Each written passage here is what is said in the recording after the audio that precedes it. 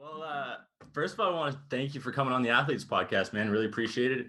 It's exciting. I thought you'd be an amazing feature. You're the first Canadian to play and to start a game at Notre Dame. I'm really trying to share athletes' stories here, specifically Canadians. And you've got a pretty incredible backstory, man. So I wanted to have you on and have you talk about it a bit because you've got a lot of experience, knowledge to share upon, and you're a bright guy on the side of also being a good basketball player. So appreciate it. Appreciate it, man. Thank you for having me. This is cool. How long ago did you start this podcast? We've been going for just over a year and a half now. It started September 2019, and we've been going every week since. Just on the grind. Cool. Good stuff, man. Yeah, I appreciate it. So let's dive into it because you've got, I want to start basically from square one. You and your family fleeing Yugoslavia, growing up in the Hammer, playing high school basketball in Hamilton at Athletic Institute. Take me through what that was like.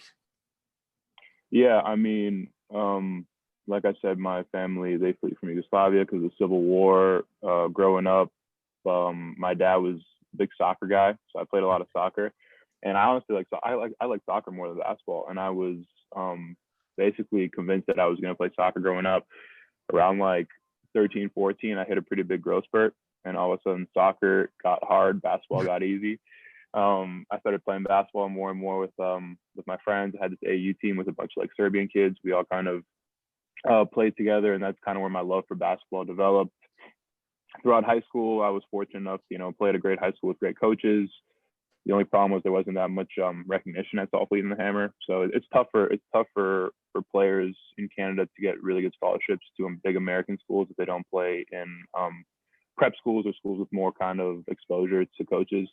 So after my 4 years at Saltfleet, I ended up going to Athlete Institute and played there for a year. And then the recruitment and everything basketball-wise just kind of absolutely took off. We had these things called open sessions where coaches could come watch you play before the season actually started. And in a matter of I'd probably say 4 or 5 weeks, I went from 0 offers to about 25. And yeah, it was nuts all of a sudden. And then, just talking with my family and my coaches and everything, I figured out that Notre Dame would probably be the best fit academically and athletically. And, 4 years has gone by like crazy. And here I am about to graduate from Notre Dame. So yeah, congrats, man. It's a pretty cool story. And that's where, I feel like you became that smooth, high IQ guard who can just stretch the floor. Likes to get the teammates involved. You have fun on the court and you have fun off the court as well, right? You've got seems like you got a good group of guys that are a lot of camaraderie within the team. You got 12 guys. It's not like a football team, not like a hockey team where you got 15 guys on the ice. It's your core 12, and you guys really run a group of just 8 of you that are running the floor all the time. How do you manage that? I know you're not a guy that's getting the most minutes in the world. But one of your coach actually referred to it on another podcast, talking about how you're always ready to step in the game no matter what. You've got the work ethic, you know exactly what to do. Where'd that come from? Just basically being confident in the work you put in and the time you put in. I mean, of course, everybody wants to be the guy getting all the minutes, the guy getting all the points. But the reality of the situation is there's a lot of good players out there, and this is, a very high level of basketball. And every time you up a level in your career, you're going to be playing against better competition. And, sometimes you're going to have roles that you might not want, but you have to, have the confidence and the maturity to accept that role and do it to the best of your ability and just stay confident. Because, you never know how things will change. Just coming back from high school, I wasn't that good at basketball my freshman, sophomore year in high school. And, I played because I was the best player on my team. But I wasn't that great. I didn't get any looks until my 5th year of high school. And all of a sudden I ended up going to one of the best schools in America. So you never know when things click. And it's the same thing with college. You can sit as a freshman, not play a lot as a sophomore, get a little bit of minutes as a junior, and then all of a sudden play amazing as a senior and, get the stats you need and the recognition for playing professionally. You just never know. So you always have to be ready for your moment, and you never know when the tide will turn. So that's what I try and kind of preach to myself. Yeah, and you bring up a guy like Kobe, who kind of was your inspiration, the guy who was able to push you just listening to him through those times when maybe you weren't getting the looks that you wanted or the time on the court that you wanted. I know you're a Raptors fan. I know you watched him drop 81. I know the first game you watched was with your mom on her birthday against the Yep. Lakers. Mm-hmm. Tell me a bit about what it was like watching the Raptors growing up, and then more specifically, how Kobe was that inspiration for you as a player. Yeah. I mean, with the Raptors, it's just amazing to have access to, a team and players that are playing out your dream at the highest level. So, I mean, you as a kid, you're playing basketball, you're growing up, obviously, but everybody wants to be in the NBA. And I can take a 45-minute hour drive from my house and watch, the best players play basketball. And with Kobe, it's just unique just because he's such a great individual to watch play basketball, and the way he has like that killer mentality and the drive is kind of what separated other players for me. Is just he just has this ability to turn it on and just like he has a show every night, and it's one of the things that I kind of come to realize is some of the players nowadays, there's all that load management, and there's more of like a care for the body, and making sure that the athlete comes first, where Kobe was a guy that just like went out there every night and competed no matter how he was feeling. And he had a quote in an interview that he had, and he was like, in my head, I know that every night I'm going out there, some kid is watching me for the first time, so I play like that. And it's just that kind of inspiration and drive that he has at that level is amazing. Yeah, he just went out and balled every night, no matter what. No excuses. It was coming out. He was playing through where he ruptured his Achilles that game and still finished those free throws. Like, it's nuts. Ridiculous. Guy was an animal. Rest in peace to him. That was tough to go through. I know that was actually one of the things that, because your generation, our generation is, he was the guy. Jordan was the guy in the 90s. Kobe was kind of the guy. 2000s, LeBron sort of taking those reins. But how emotionally draining or difficult was that to take in when you heard the news? Yeah, I guess I didn't know how much I loved Kobe Bryant until he passed away, because when I found out the news, it was the first time I've cried and shed a tear over a death that wasn't like a family member. Right. And it was just like we were all in our training room. I remember vividly. There was like 5 of us, and we were just getting treatment, and we were looking on our phones, and I saw TMZ report something, and I was like, obviously TMZ isn't the most reliable source. So I was just like kind of taken back, and all of a sudden, every couple minutes you refresh your Twitter page, and it's like another reliable source says, another reliable source says, and next thing you know, it's like 100% confirmed. And our whole training room was just absolutely quiet. Mm-hmm. Like everybody just like Kobe's just one of those dudes where you just never pictured him being able to get hurt in any way, or let alone pass away. So it was shocking, and it took me like I'd say like 3-4 days to like get back to myself. I was really feeling it. Yeah, I was in my student house in St. Catharines here at Brock University with 6 other roommates, and we were all sitting downstairs just shocked. We couldn't even, same thing. We saw that TMZ report. We kind of questioned and thought it might have been BS, but you see these athletes put on a pedestal, idolized. You think they're untouchable. They can never get hurt. Exactly. Something like that happens. It was a difficult pill to swallow, but it makes you realize that life isn't necessarily permanent, and you got to enjoy every single minute that you have on this earth. Exactly. You kind of, I want to touch on Notre Dame, because just a sick institution to be able to be a part of. Kobe was recruited to go there. Fun fact. Didn't end up, didn't need to, went straight to the NBA. But what's that institution like to be a part of? Obviously, you've been there now for 5 years. You're in a master's degree currently, your Mendoza Management and Consulting degree. What's it like? I mean, the school itself is just, it's the main quote is, it's just for those who go to Notre Dame, know what it's all about. And it's something you like can't describe. The school, the tradition, the atmosphere, the people, it's just all really amazing. And it's not a big school, which most people don't know. Like Canadians, when they ask, like if I go to school in the States, they like picture one of those massive state schools with like 50,000-60,000 people. But Notre Dame is 8,000, 9,000 undergrad and 3,000 or 4,000 graduate students. So it's a pretty small private Catholic school. And one of the benefits of that is that if you're walking to class, from practice to class, there is a 100% chance that you will see someone and like say hi to someone or strike up a casual conversation. It's just like that camaraderie and that like tight-knit community makes like the school experience that much better. You just have a game and you're walking to class, all of a sudden this guy that in your class congratulating you, this guy, like it's just a good atmosphere to be in, and it's just a very, very strong community, which is basically fueled by their tradition, which has, you know, been going on for many years. Helps when you're a stud, the Canadian stud on the basketball team, right? Yeah, a little bit. We stick out. Well, you play Boston College, you drop 21, you have a big game there, you light it up. Obviously, people are going to take notice, and now you got people holding their breath every time you take a three, right? Yeah, exactly. So one of the questions we kind of ask athletes that are on the show is, you know, when you're growing up aspiring to be a high level athlete, you know, everyone has these dreams of making millions of dollars, stepping on that NBA court. You know, you're at that extremely high level, playing NCAA Division I basketball for one of the top institutions in North America. What was your biggest misconception, like, that you thought at 5 years old you were going to be experiencing when you're in Div 1 basketball that maybe you don't actually experience now? Yeah, it's a good question. I feel like the toughest thing, or the thing I didn't expect the most, is just, I guess you expect things with hard. If you expect yourself, if you work hard and you put in all the hours, you would expect that all of a sudden everything's going to go your way. But it's crazy to realize that, you know, especially at this level, everyone's working hard, everyone's putting in the time. And I mean, sometimes it really doesn't matter. You just have to, you know, have the ability to put it all together on the court. And, you know, there's a certain amount of luck that falls into play. And so I always have this conception that, you know, as long as I really work hard, things will pan out.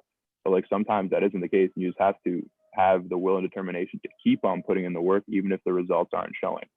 And, you know, I'm still in that process. I'm 5 years in. I haven't necessarily played it how I'd like. Instead of, you know, kind of backing down and, you know, shifting gears away from basketball, I've kind of tried to grind even harder, because you never know when things will change. And I have another year of eligibility. I don't know if I'll use it or not, but it's just, you never know how someone's career story is going to pan out. And that's kind of one of the things that I was taken back by, was just because you put in the work doesn't automatically guarantee you success. Yeah, when you can put in tons of work, and then, you know, you can go up in a game for a rebound and tear 78% of your right labrum. Yeah, exactly. Yeah, that's exactly what happened to me. And it's you. I mean, like I said, man, yeah, injuries are part of it. They just, you never know. So this is one of those things where you have to work hard, put your head down, and, you know, just see how things play out.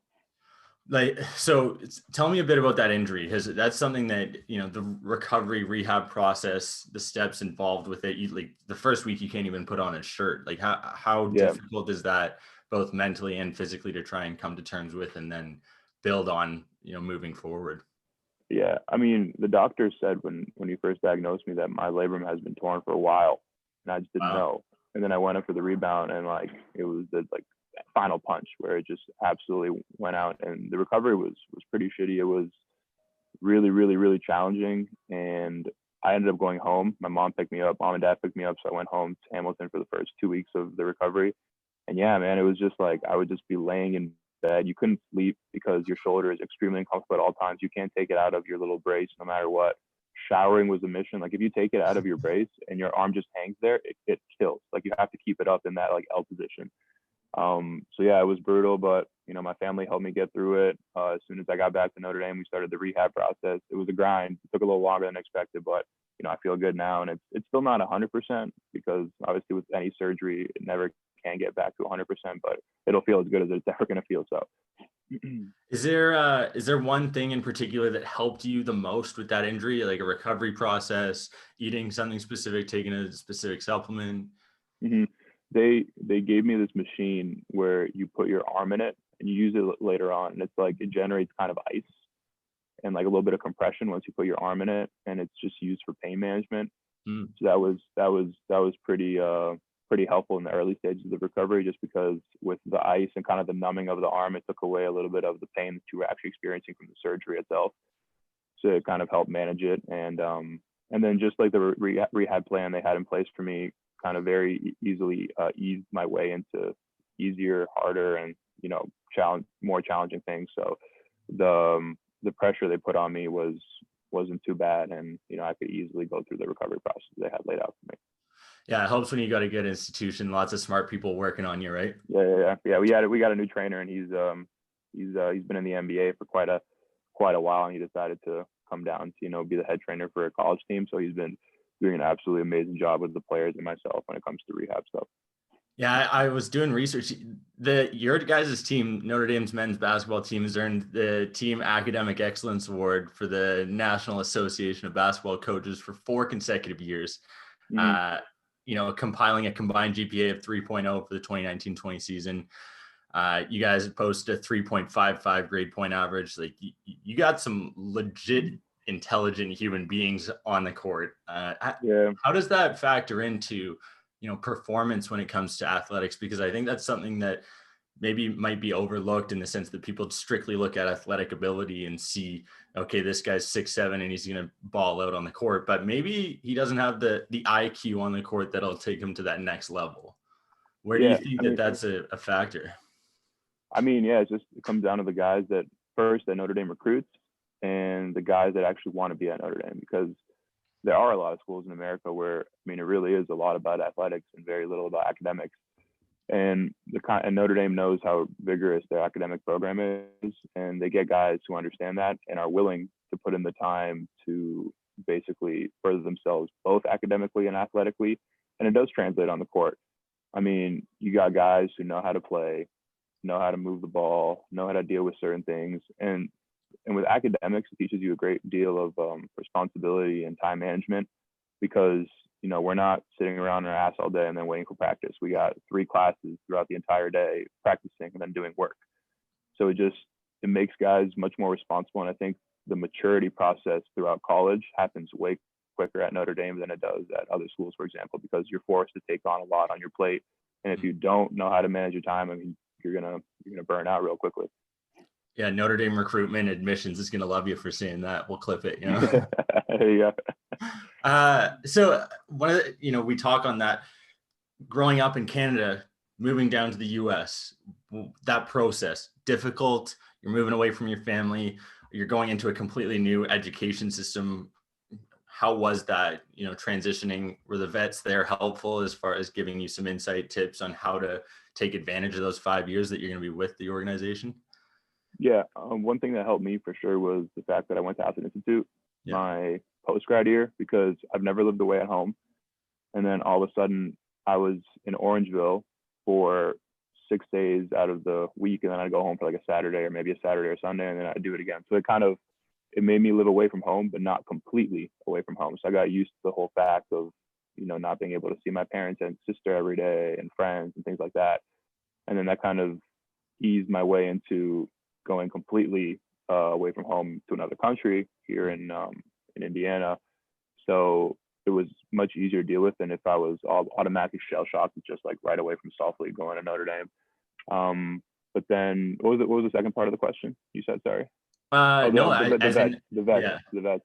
Yeah. I think, they basically were just telling me how quickly time flies by, and it's something you just don't understand or don't fully process until you actually experience it. So I'm like sitting there as a freshman, I'm like, man, I got 4 or 5 years of this thing. It's going to take forever. I'm not worried about, how quickly time will pass. All of a sudden you finish your senior year last year and you're like, wow, like that literally went by with the blink of an eye. So all the stuff that like they were telling me, I kind of like took in, but didn't really like process until I actually went through my experience. But yeah, America's not too much different than Canada and its culture and, the way people are. Americans are definitely a little different than Canadians, but it took me maybe a couple months to get used to everything. And then I was good to go. Skylar Thomas, our episode last week, talked about how he would have some fun with the Americans, telling me he was living in igloos, that kind of stuff. Is there any fun tricks you play on the guys? To be honest, they just don't know much about Canada. Like they were the ones who just like asking me ridiculous questions. One of my buddies, he transferred out. His name's Matt Ryan. He asked me 2 questions, which I couldn't. He asked me if Canadians celebrate Christmas on the same day that Americans do, and then he asked me if there was any McDonald's in Canada, and I was like, these dudes really don't have no clue how similar it is. Just like we got nothing going on up here. Actually, absolutely nothing. They literally think it's like, I explained to them like a Toronto is exactly like one of the major cities in America, and they're like, no way, can't be. So you guys got nothing up there. I was like, man, you guys probably bigger, honestly. I don't know, Jordan, you might know this, but we legit have Well, we were talking, Toronto's the most ethnically diverse city in the Oh world. yeah, yeah. And I think it's probably, in the top 5 or top 10 biggest cities in North America now. It's legit, like underestimated to say the least. I always talk it up. And one of the senior, he was a junior when I was a freshman at the time. Bonzi Colson, he played for the Bucks for a couple of years, and he ended up playing against the Raptors last year in the 2 years ago in the playoffs when they won the ring. And I was at all the games, the whole Eastern Conference Finals. So he gave me his tickets. And Nice. after the game we talked, and he was like, "Man, you weren't lying about Toronto. This place is lit." I was like, "I told you, like, it's awesome." They have no idea until they actually experience it and realize that it's just as great as places in America. So yeah, you guys, you had a couple studs in that Athlete Institute program. You had Thon Maker going through. You got obviously for the Nuggets, you got the Canadian kid right now who's just dominating. Yeah. What kind of how different was it from a normal high school? Because you did 4 years at a normal high school, you transfer over and do this preparation. How different was it for athletes? We've got a lot of young listeners, and one of the things I try and talk about is how much different something like a prep school would be for a year in as far as development is concerned. Given Notre Dame's academic demand, the 1 year at Athlete Institute was actually the first year that I considered myself having like a pro lifestyle. I handled all my business with my eligibility requirements for college at Saltfleet. So I didn't have to take any classes at the Institute. I did just for like enrollment purposes, but I had very little schooling to actually go to. And I was literally just improving my body and game. My typical day would be, and that's when I started meal prepping a little bit. So I'd wake up, have my breakfast, do some yoga and stretch, have a lift, and then work out. I'd have another meal. I'd go to my one class. I'd come back. I'd do another workout, take a little nap, and then I'd have practice in the afternoon. It was like nonstop. That's when I really changed my body. I was pretty skinny. I went from like, in a matter of like 4 or 5 months, I was about 6'6", 178 pounds, which is ridiculously skinny. And I went in a matter of four months, I grew an inch and I went to 210. So I put on like almost 30 pounds because I was the first time meal prep. I took my weight seriously, and my body just progressed in an insane amount that 1 year. Athens Institute did wonders for me for my athletic career. I would never be here at Notre Dame if it wasn't for that 1 year. Yeah, my buddy Reed Boschman went there. Actually, I went through Brock with him, and he said the same thing. It was an incredible experience. Jordan just let me know it's 4th largest city. Mexico's first, New York, LA, then Toronto. Legit, yeah, exactly. 2.8 million people, 4th largest. That's crazy. Yep. Shout out to TO. So, not actually on that note of talking about how you progress in the weights, progressed nutritionally, so do research practices and how we find out, maybe, obviously over the last couple of years, sleep, people have identified that as a huge precursor. This is one of the factors that's super important. Is there something that you obviously did during that meal prep that changed? Did you increase your protein intake? You start timing your meals differently? What specifically changed to allow you to put on 40 pounds? I think just the discipline of eating relatively the same stuff at the same time. When you have a certain routine with your body, whether it be nutrition or sleeping, it's just way easier for actual growth and progression.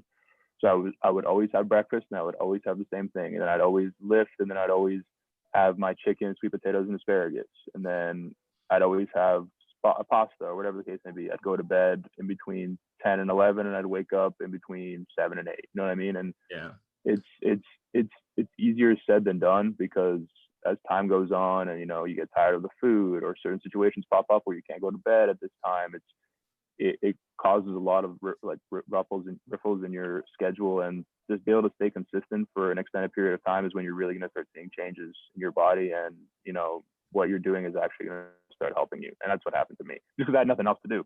There was sports Orangeville. There's not really, I'm not going out. None of my friends are there. I literally was just basketball and eating and lifting. That was it. Nice. Sounds like the dream for a bit. Yeah, exactly. It was awesome. We asked a couple questions from our Instagram, a way to get our listeners involved. Matthias Lovera 13 asks what your favorite away arena is to play in. Ooh, favorite away arena. There is, in the ACC, there's so many great places to play. sucks this year without any of the fans, but I mean, on the road, you're going to games that are absolutely packed. The atmosphere is nuts. I'd probably have to say, I'll give you my top three. Number one is, it's got to be Duke, just because it's so small and so packed and so loud, and the fans are right on top of you. Like, you're warming up an hour and a half before the game, and the entire student section is packed, screaming at you. They have like cheat sheets of everything going on with the players. They have your sister's name, your mom's name. If you have a girlfriend, they have your girlfriend's name. They have pictures of your girlfriend. They're just saying all kinds of stuff to you, like, while you're warming up. It's an insane atmosphere to be in. That's got to be number one. Number two, I'll go with Michigan State. Okay. They're not in the ACC, but we played them in an away game, and I mean, at one point they had this one play where they threw up an alley-oop, and the floor was literally shaking, like, from the crowd screaming. It was wild. And number three, I'd probably go North Carolina. Okay. North Carolina, that place is wild too, massive. So. Yeah, I can't even, the Duke atmosphere, you watch it on SportsCenter and you see the highlights, it's just ridiculous. And it helps when you get number one recruits coming there too, right? It doesn't hurt. Yeah, exactly. Second question, Nick Holroyd asks, and this is a topic that's, becoming more and more controversial as we go through with teams like the Cleveland Indians, the Washington Redskins having to change their names.